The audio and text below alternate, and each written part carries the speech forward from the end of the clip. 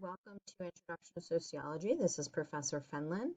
I wanted to take a moment to show you guys exactly where you will find your midterm that you are responsible for taking at home and submitting. This is your home page for Blackboard. You're going to head over here and you're going to see a tab that says Lesson Plans, Homework, Assignments, and Tests. And you are going to click on that.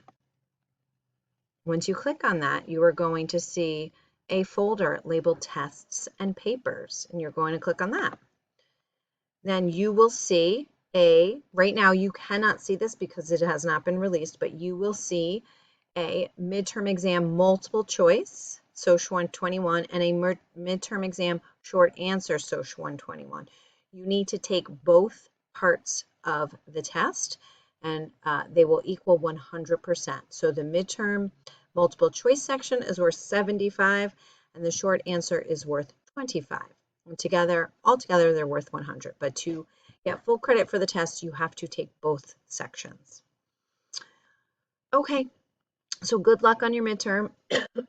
As always, please be in touch if you have any questions. Thanks so much.